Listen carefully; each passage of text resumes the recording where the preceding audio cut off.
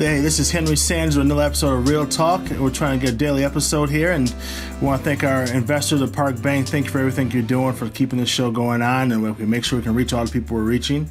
I have a good friend here today, our Lieutenant Governor Mandela Barnes. How are you, sir? Hey, I'm doing all right, all things considered. How about yourself? I'm good. You know, I'm locked up in my house, and so my kids running around crazy, bored, my wife yelling at me. Other than that, I'm good. So, look, how are you doing, though? I mean, you know, being Lieutenant Governor at this time, COVID-19 is going around. Looks like it's increasing at a fast rate in the state. How are you dealing with all this? I'm doing okay. I'm actually in the office at the moment. I've been here a few days out of the week just to make sure that we're doing everything that we can do to be able to provide information to folks, make sure that we're doing the proper outreach. However, here with a very skeleton office, most of the people here, I got 4 people that work for me, and 3 of them are at home and 1 comes in also most days. So we're here plugging away, just trying to figure out what we can do to keep Wisconsin in the best position to stem the tide and to limit the rate of transmission. Yeah, it looks like we have, how many deaths now? 18, was it? Is that now?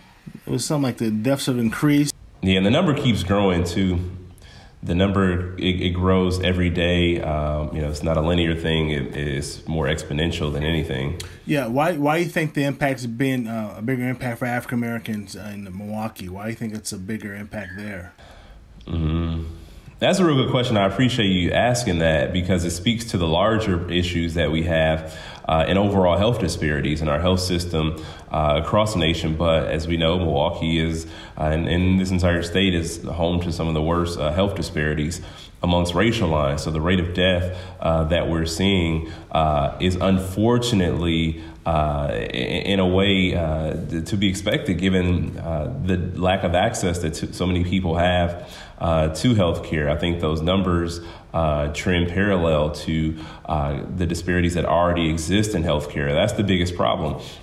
We know that when lives are lost in epidemics or pandemics or other unforeseen health circumstances, that, minority communities, Black community in general, feels that pain a little bit tougher than other areas. So I think that this speaks to the larger problem of making sure that people have access to quality and affordable health care, to make sure that people aren't afraid to, are able to have a primary care physician and not be afraid to have a surprise bill because they don't have health insurance. Yeah. Are you paying attention to what's going on at the federal level with the $2 trillion stimulus?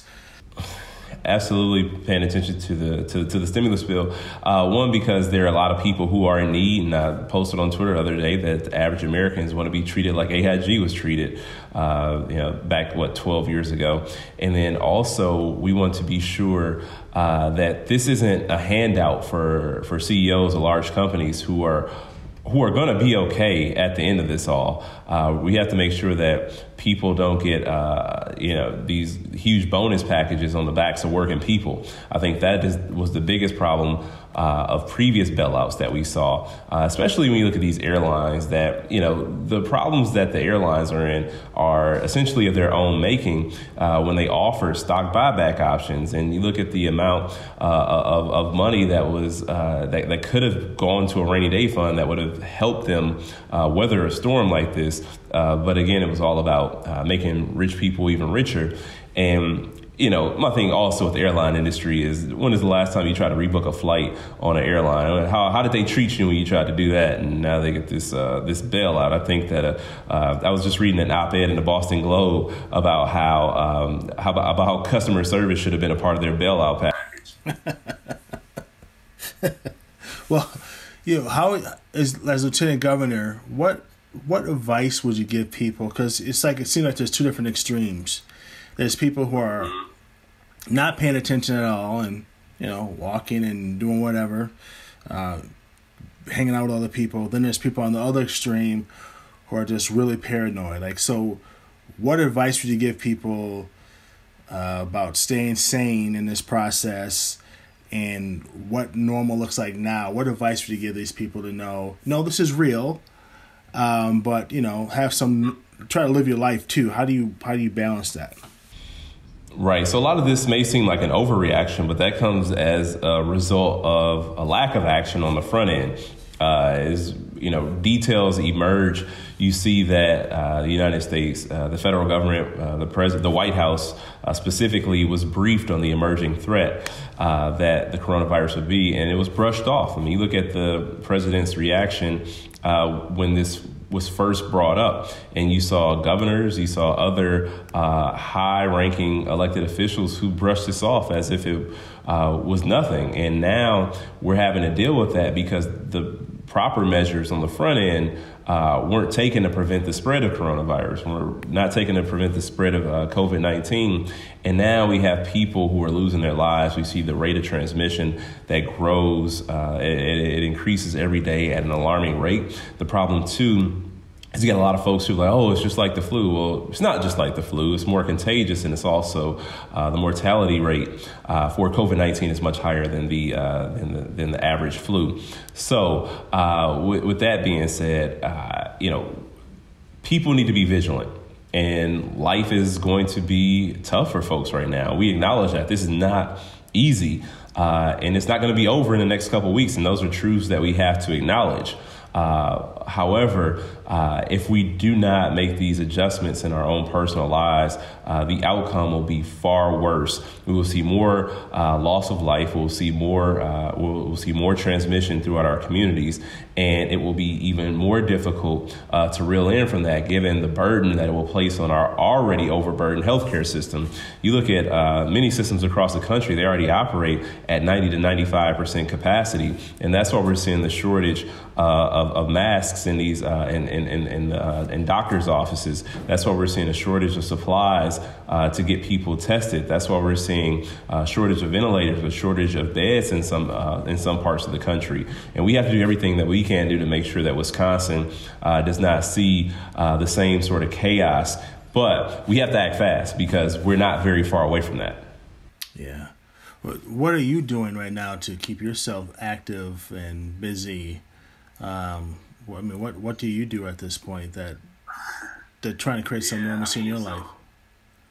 Right. My trips are from my place here in Madison to the Capitol and back. I keep it very limited. I'll step outside for some fresh air and I come right back in. I've been cooking a lot. I've been catching up on some shows. I finished Tiger King yesterday. I'm not a promoter, but Tiger King is one to watch if you want to be entertained. What's it about? I never watched Tiger King. What is it? Do you know what? Just turn it on. It's on Netflix. Tiger King. Okay, I'll check Tiger it out. King. I can text me when you get done watching it. We wish you well, Lieutenant Governor. We hope that you keep us in mind and keep us updated. We appreciate the governor. Please let the governor know we appreciate the updates he's giving every day. That's extremely helpful, and we're making sure that when he updates, we have Rob Chappell on our staff who goes out. He actually updates people exactly what the governor said and lets people know. So we're really just trying to keep people in the loop. And thank you for what you're doing. I think also, as you being a black man, I think it's really important that you keep talking about the health issues around this and how it's the underlying issues, and making sure that our black community understands that this is impacting us in a great way and that they need to take this seriously. So thank you for what you're doing, and want you to be safe. Yeah, and same to you, and thank you for providing content and information to people all across the state, keeping them informed, and ultimately we're making sure that they're healthy. So I appreciate everything you're doing, and you stay safe, you stay healthy as well. Keep the family the same way. You too, brother. And we'll check in soon. Hopefully we can do this more often so you can keep us up to date. Okay. Yeah, hopefully so. All right. We'd love to. Yeah, thank you. Thank you. Thank you for another episode of Real Talk. Thanks for Lieutenant Governor Barnes. We appreciate your time, and we'll see you next time.